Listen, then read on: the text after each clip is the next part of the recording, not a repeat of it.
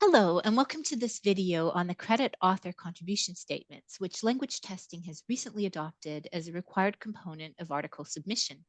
My name is Talia Isaacs. I'm co-editor of Language Testing, and I'm here today with Paula Winke, also co-editor of the journal, and Dylan Burton, our editorial assistant. We're here to walk you through our reasons for taking part in the credit pilot scheme being authored by the journal's publisher, Sage. We'll then walk you through how it works on the system and give you some tips on applying the standardized categories that are part of the credit framework. Author contribution statements, which report on the role that all named authors on manuscripts have played in contributing to the work, are very common in some academic disciplines, including articles published in science and medical journals. Our field of language testing does not have this tradition of documenting in a short statement which author has made what contribution to the research and dissemination process. Language testing is proud to be one of the first social science and education journals to be participating in SAGE's credit pilot scheme. Having an author statement, particularly for multi-authored works, is a way of increasing transparency and giving authors credit for the work that they have contributed. Such a statement could also clarify the role that a given author has played when going up for tenure, for example. Contribution statements are now mandatory for all submissions to language testing, regardless of article type or the number of authors. The credit framework operates as a tick box exercise on the language testing manuscript submission system and should be quick and easy to apply for each author. You will choose from 14 standardized category labels, ranging from conceptualizing the study and securing funding through to drafting and editing the article in preparation for publication. So essentially, the A to Z's in carrying out a study and disseminating it. There are also credit categories covering project management and supervision. So let's have a look.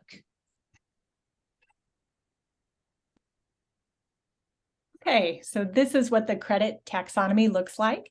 If you click on the link to the credit on the journal website under the Submission Guidelines tab, you will pull up this web page and table. As you can see, the credit roles are presented in alphabetical order. The role labels are mostly straightforward to apply, but because these are standard categories, we wanted to draw your attention to a couple of small points to minimize some potential confusion. So first, there is no category label for data collection. In fact, data collection in this taxonomy falls under category 5, investigation. You can see that the description for investigation is, and I quote, conducting a research and investigation process, specifically performing the experiments or data evidence collection. So data collection fits squarely into the role description for investigation. So the confusing part is that if you search for data collection and don't find it in the taxonomy, you might be tempted to select category 2, which is data curation. So this category is not about data collection. Instead, it's about data management activities, such as producing metadata or preparing the data for archiving in an online repository. So again, select investigation if you're referring to data collection in a primary study, or if you are generating evidence through secondary data for a systematic review or meta-analysis. So it's a good idea for the submitting author, the corresponding author, to read the description beside each role to make sure that you're interpreting the category labels correctly. The label for resources is also rather broad and perhaps not that intuitive, so it's worth mentioning here. Preparing research instruments, such as questionnaires or interview protocols, would be an example of what would fit under resources. In the description for this role in the credit taxonomy, you will see reference to patients, animals, and laboratory materials, which obviously might not be relevant for most language testing articles. This just reflects the fact that the credit framework arose out of another field, so please disregard any of the description details that do not apply to your article. We still see the relevance and benefits of applying these categories to clarify what each author's contribution was on any given output. We think that most of the other categories should be pretty straightforward to apply. But please do let us know if this is not the case so that we can relay the feedback to the publisher to make the system and descriptions more fit for purposes like journals that we have. We should also add that the categories that you will likely need to use to describe author contributions will inevitably be somewhat different depending on the article type that you are submitting to the journal. For example, a book or a test critique article will likely have relatively few category labels. Primary research studies and synthesis articles are likely to make use of more credit categories. All right, now I'd like to walk you through how the credit system looks in our own journal. Whenever you go in to submit your manuscript in Scholar One, this is the page that you're normally faced with, and you'll have to select your manuscript type and the title and all of this.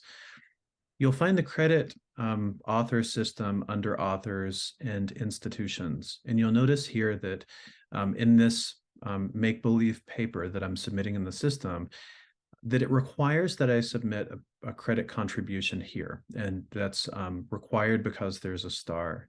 And what we can do to find out how to do this is by clicking on the credit contribution, and it pulls up the credit taxonomy here.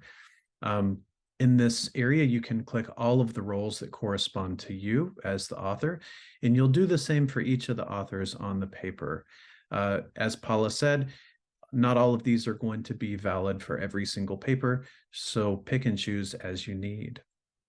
If you need to find the description that I had on the page before, what you can do is click on the question mark here, and this will give you a link that goes back to those descriptions of the roles in the credit taxonomy. So it's pretty straightforward to find out what you need to do and which author roles to click. Finally, please note that the credit statement should not replace the acknowledgments section.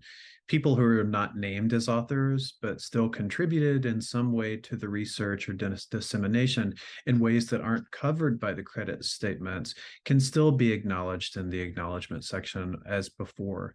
Of course, if you have any questions, just let us know. Please refer to the link to SAGE's Credit Gateway under the Submission Guidelines tab on the language testing website for more information about the scheme and credit framework.